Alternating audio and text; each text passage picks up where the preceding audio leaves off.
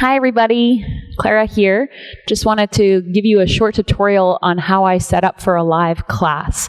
And I do my live classes on my platform on Practice with Clara. So, first question is, what do I do to prepare beforehand? One of the things that I usually do is create the sequence, have the sequence done in my body, figure out what my theme is, make a playlist, and get dressed. Other parts that I would want to do to prepare beforehand is make sure that wherever I'm shooting that the Wi-Fi, that the internet is strong, because you're definitely going to need that because you're uploading video. And so you'll definitely need your upload to be very, very high. So at least for us, we shoot most of our content either at home or here at the at a yoga studio. And so at both places, the upload on our internet is very, very high, which is usually a bit more expensive, but totally worth it. So then that way there's less of a delay and the quality of the video is much better. So the day of the shoot, what do I do? A couple of things. The first thing you want to notice is, where is my light source coming from? So I use all natural light. It's part of actually my whole shtick with Practice with Clara, is I try to do yoga in as natural a place as possible, meaning that I don't have lighting and I don't do or set up very much. I don't want the production to be very high, because at least for me, or like my vision with Practice with Clara, is that I want you to see and understand that yoga can be done everywhere. It doesn't have to be super fancy, nor does it need to look super, super amazing. So I always like to go with natural light. It looks better, I think, and it also has a feeling of relaxation, at least for me, versus bright lights. So I usually always shoot right now, like I shoot right beside a window, and I make sure that when I'm setting up my mat, that my mat is facing the window so that my face is getting all the light. So that would be one of the first things that I would check out. The next thing I would check out is my frame, right? I would set my camera up on my tripod with my mat there, and then I would look around and notice, is there any clutter or is there anything that's in the frame that is not adding to the picture? And if it is not adding, meaning that there's clutter, then I move it all over to the side. So if you were to see my house before a live class, you'll notice like half my living room is over to one side. And again, the reason for that is that you want to create a sense of calm, a sense of welcoming, and a sense of space, because as we already know, to the best of our ability, we want our yoga space to be clean, calm, and grounded. So I do that for the live classes as well. Other thing that I want to make sure that I've done before the live class begins is I want to make sure that I've charged all the proper equipment, which is something that I'm always working on. My lovely husband Alejandro always reminds me, because I tend to forget about these things. And so what I use in terms of equipment for the live class is I use either an iPad or an iPod. And what I do with that is I have the timer on there, and I also have my music. So I set up the Spotify playlist on there. And then I have AirPods or wireless earbuds, right, that I put into only one ear. So I usually put it into my right ear because my mic is on my left ear. I put one AirPod in and I sync my AirPod to either my iPod or my iPad. Then I make sure that the music is set up, and I also put my timer on 0 so that when I begin the class, I can hit it and keep track of time, because if not, I could talk forever and the class could go on forever. We really always, one of the big things I really try to do as a yoga teacher is really honor people's time. So I want to make sure I don't go over by more than a couple minutes if I do. So AirPod, iPad, or iPod are all charged. They're synced together, and they're in a place where I can see them. So if I have the iPad, I usually put it close to actually where my laptop is, so that when I glance over, I can see the time. Or if it's my iPod, I have it right beside my yoga mat so that I'm able to look down and keep track of time. Those are the tiny machines that I need. The next part I would do is my camera, which I use my iPhone. So I connect that onto a tripod. So you'll definitely need a mount. You'll need like if you're using a mobile device, you'll need a mobile mount. You can get that on Amazon, and a tripod itself. And I've got a couple of different size tripods. And so why I have that is because depending upon where I'm shooting, you want a big tripod, you want a little tripod. Bigger tripods are always a bit better and a lot more stable, and the likelihood of your phone falling down is much smaller. And so I would have the mount, I would have the tripod, Yeah.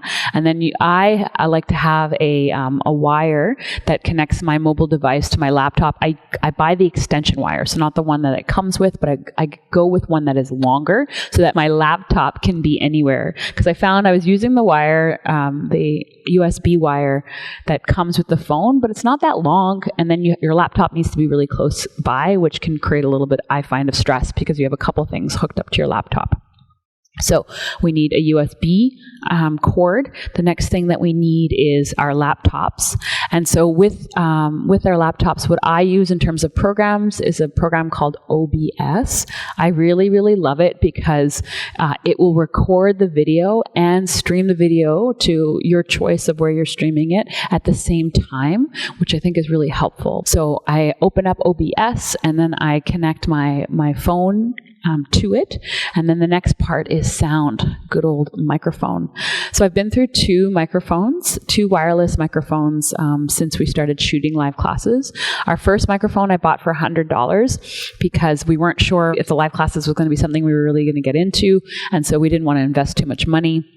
And so we got the Hotech wireless mic, and I got that for $100. And what's cool about that mic is it actually can connect right to your mobile device, to your phone. So if you want to record a class and not do it live, meaning stream it, then you could do it all on your phone, which I think is really, really cool. So I had that mic. It's not that great, and it kept cutting out. And so since we decided we are doing the live classes, which is probably a couple months in, we saved some money and got what I'm wearing right now, which is called a Shure mic. And this mic specifically is made for fitness instructors, so it's a lot more rugged, meaning I can move around, and it can withstand a lot more movement than the other microphone. It's not as sensitive, and then the quality of the sound is like 20 times better. One thing I will say about sound is generally the more you pay for a mic, the better it is, just to be perfectly honest. So if embarking on live streaming or live classes is something that you want to do on a regular basis, I would highly recommend investing in it. Investing in this microphone, it's awesome. So with this microphone, it comes with a transmitter, and then you connect the transmitter through a USB cord into your laptop. So that would be the next part or the next piece of this, and you'll be seeing all the pictures as we go through. The last piece of equipment I use is my husband's laptop. So there's a lot of electronics happening when I'm shooting this, and the reason for the second laptop is my laptop does all of the shooting, so it's dealing with that and the streaming, and then his laptop is for me to do live Q&A.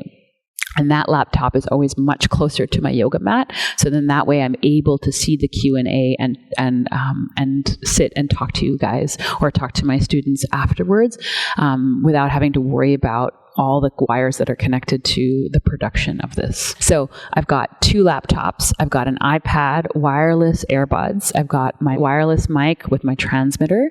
I've got my tripod, my mount, and the USB cord that connects to my laptop. And then last but not least, I have an extension cord. I highly recommend an extension cord because then you can move around the room with a whole lot more freedom. And especially if you want to shoot in different locations, always nice to have a good, and I would recommend a 3-prong extension cord, meaning that the part that plugs into the wall, it has 3 prongs. You just have more power, more energy. So it's better in terms of how much energy it transmits into all of your devices. So that is how I set up for the live class. Now, all of this setup takes me usually about 25-30 minutes. So I would highly recommend starting an hour at least before your shoot. So what I like to do is I set everything up. I set up where my phone's going to be.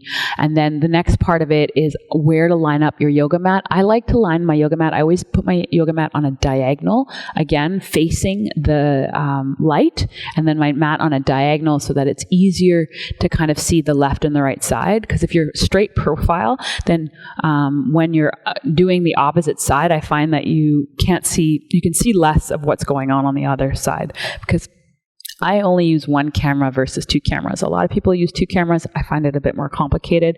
Again, I personally like to keep things very, very simple. And generally, I'm by myself shooting all this stuff, so you want to keep it as simple as possible.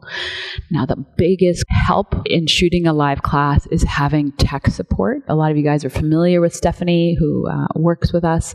And so she is at home on her laptop, and she is also on the live Q&A. And she handles any of the tech problems that are happening live. Because I will tell you, especially for those of us who are either new to taking a live class or are new to using technology to take a class, there'll always be some sort of problem going on during the class. And as a yoga teacher, trying to deal with someone's tech problems while also trying to, set the stage for the class and kind of welcome everybody, it's way too many things on the plate. So it's really nice to have someone else dealing with that while you're on a live class, okay? Because if not, at least for me, it can throw you off your game, and then you're like, what was I just talking about? I have no idea, because this poor person who's like on the live chat can't figure out how the sound's not working or what have you, okay? So if you can, I would highly recommend, and this could be something you could, if you don't have somebody who works for you quite yet, maybe you ask a friend of yours to volunteer and you offer like a free private or free access to your site. That's a question I feel like comes up a lot, is like how to pay for somebody else to help.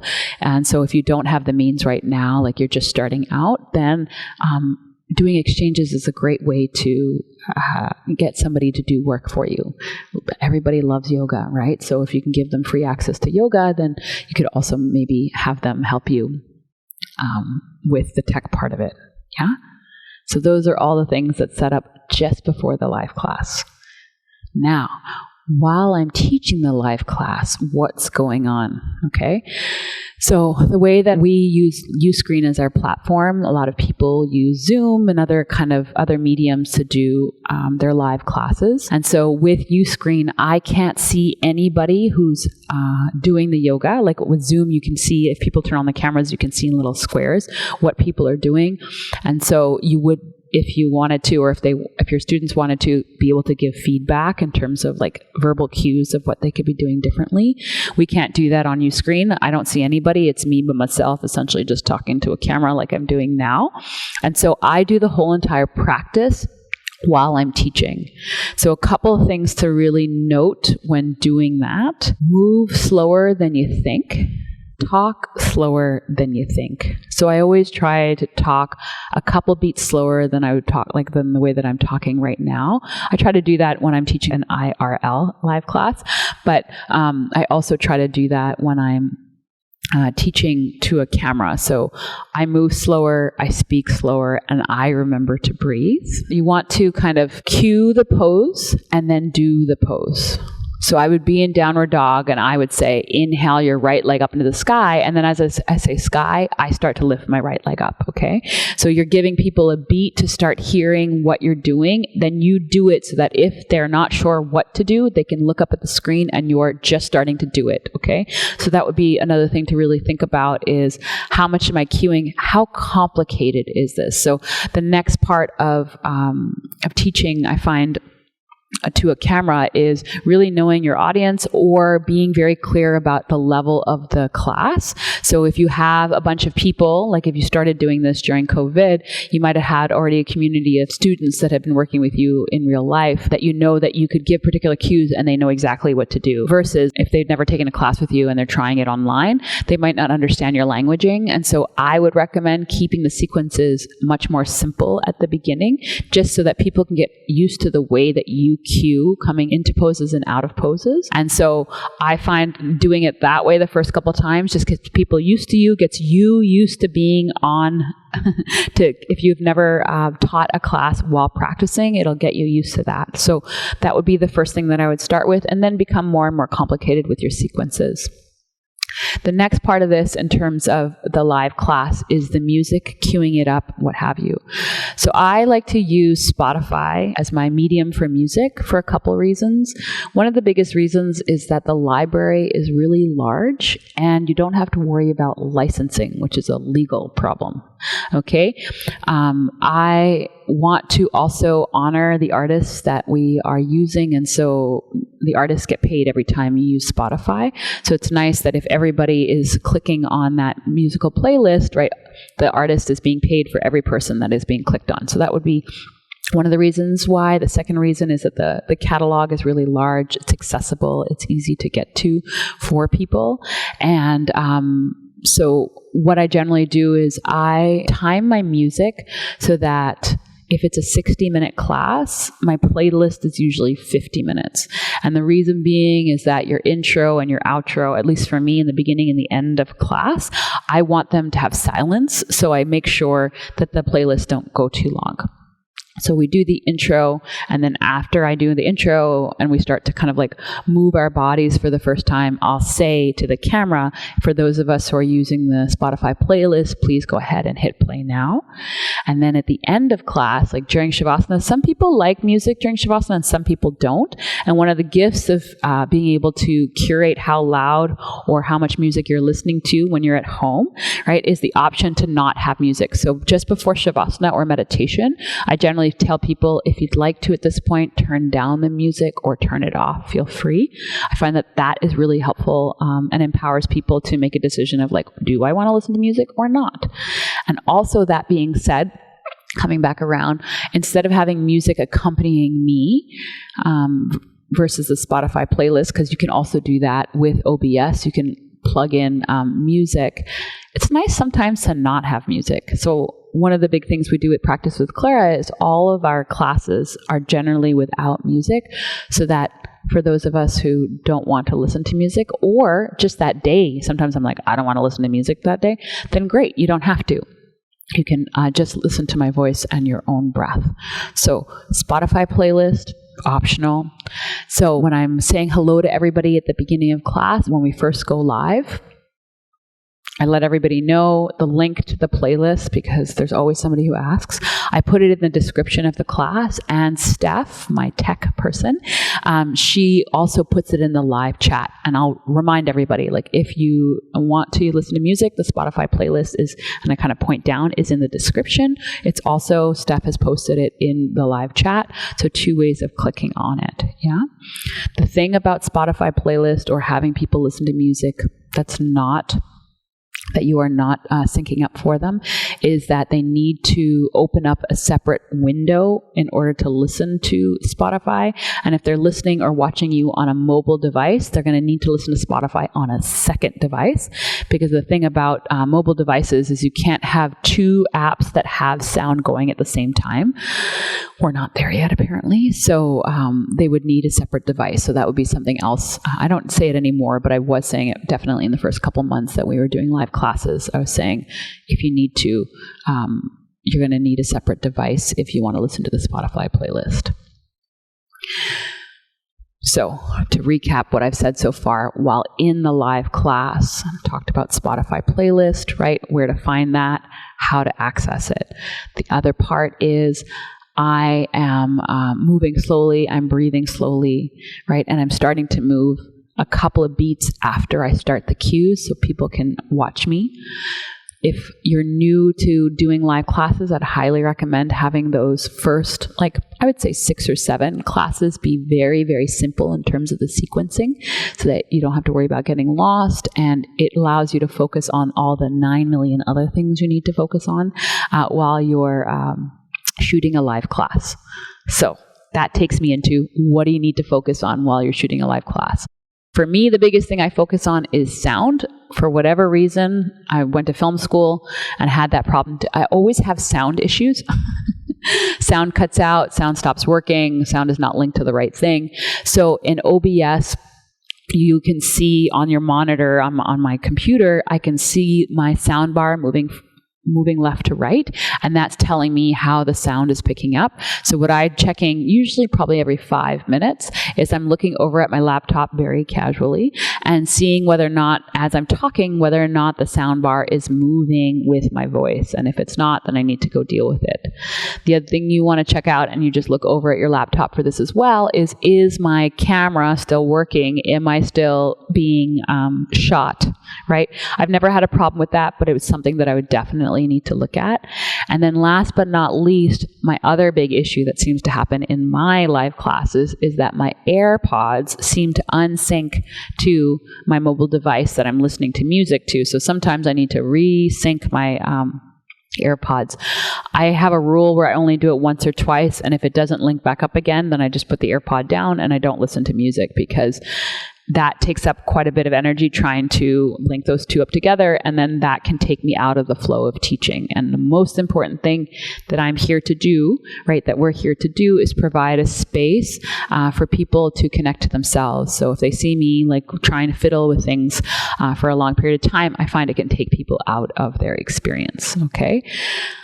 That being said, if you are having technical difficulties and it seems like there's quite a bit going on, say it. I'm working on this right now. Or sometimes I'll even ask, like at the beginning of class now, everyone knows, I'm always like, how's my sound? Can you hear me okay?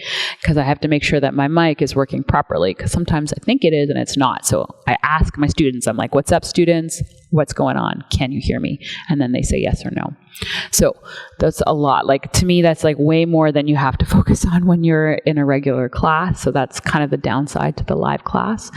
The upside I find is that I get to practice yoga, just because right now, since Carmen, my daughter, is quite young, I'm more focused on that than anything else, mothering her, that is. And so I don't get to do a ton of yoga. So it's nice to be able to practice with my students in this way once a week, which I love. So the class is now over.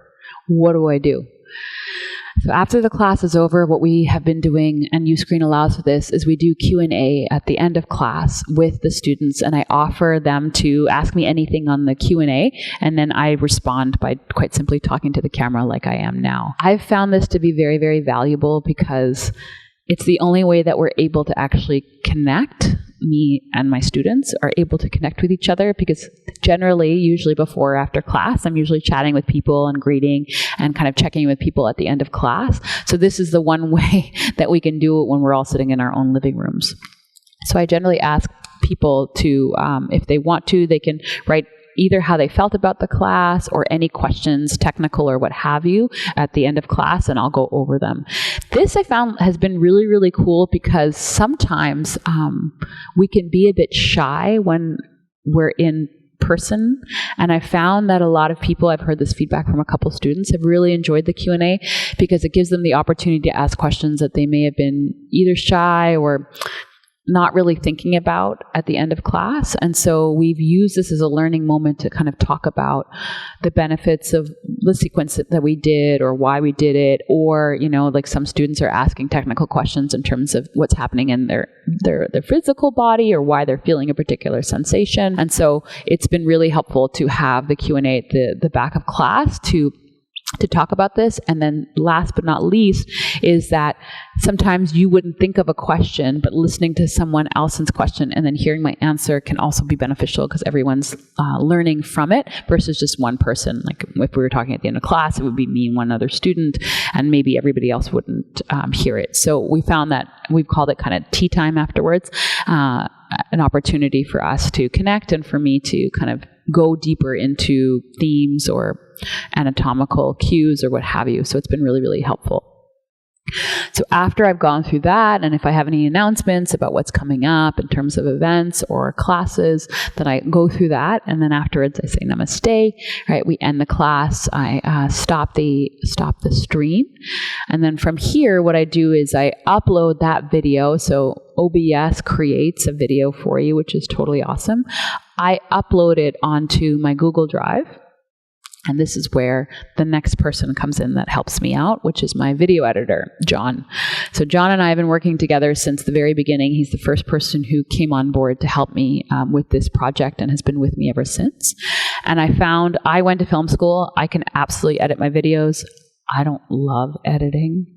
And so it's really nice to be able to hand it off. So I would say if you can't hire anybody, I would hire an editor.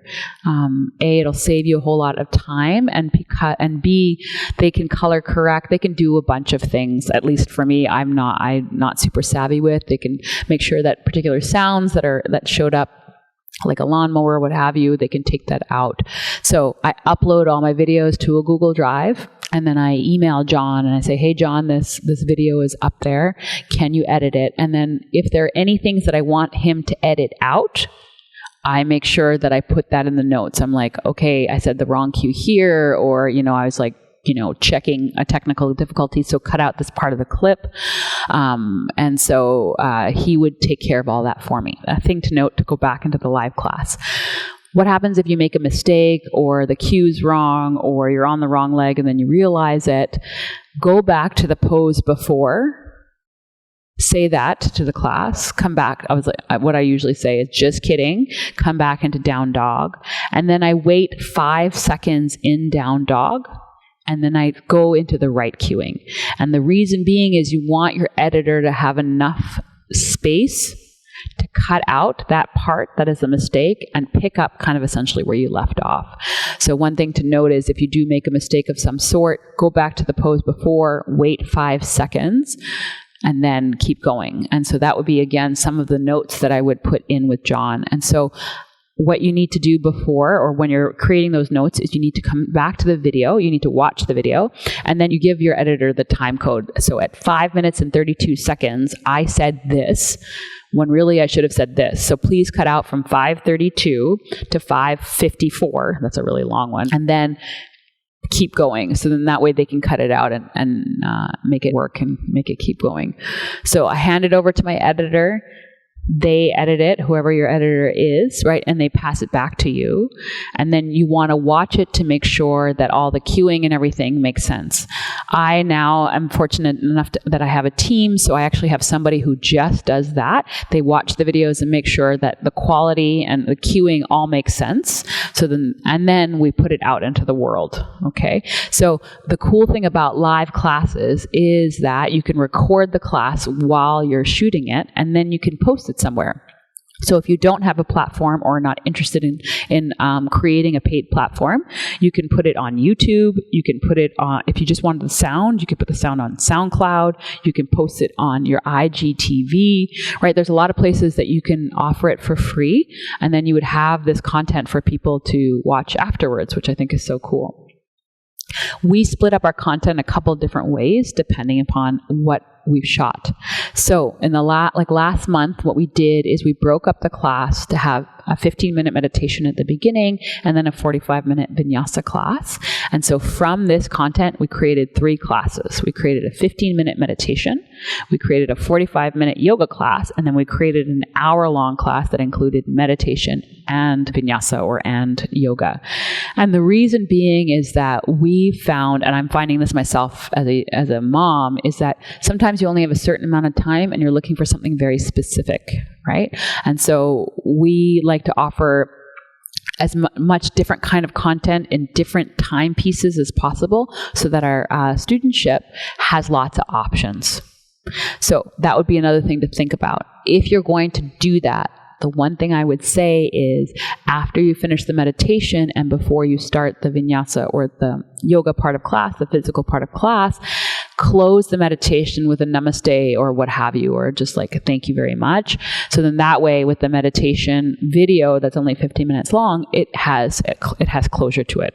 Makes sense? So I usually would do the meditation, say namaste, wait a couple beats, and then say, now make your way onto hands and knees. And then that would be the beginning part of my 45-minute class. So I've handed it over to John. John has now brought the content, my editor has brought the content back to me.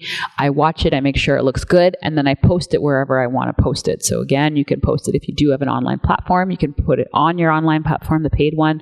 If not, YouTube, SoundCloud, IGTV, Facebook. There's so many places that you can post your content. And why I would recommend doing that is it gives people a sense, if they don't know who you are, to watch your class and see whether or not, if live classes is something that you want to be doing even as we move out of the pandemic, then you can go ahead and have them watch the class to get a sense of you. The other reason I would recommend having online content of how you teach is, if you're thinking about leading retreats or trainings in the future, then you're also building up a library for people to observe you before they sign up for a retreat or a training. Gives them a sense of who you are. So I'd highly recommend that. So to recap everything that has come before, If you are looking to shoot live classes, a couple things to think about. First thing to think about is location, how much light, and then the other part of it is how loud is it, okay? Even with a good microphone, you're going to pick up sounds around you. So you want to be mindful of how much light am I getting in the location that I'm shooting in, and how loud is it, okay? I find what we've done at our house is when I shoot live classes, my family leaves the house because it just makes it a little bit easier in terms of sound, and also distraction would be the other part. I find that if people are walking around, like living life in the apartment while you're shooting a live class, it can pull you out of where you are. You all of a sudden are looking over there, and then you can forget about what you're doing. So location, light, sound. Next part that you want to do is you want to invest in a little bit of equipment. You'll want that microphone, a wireless microphone.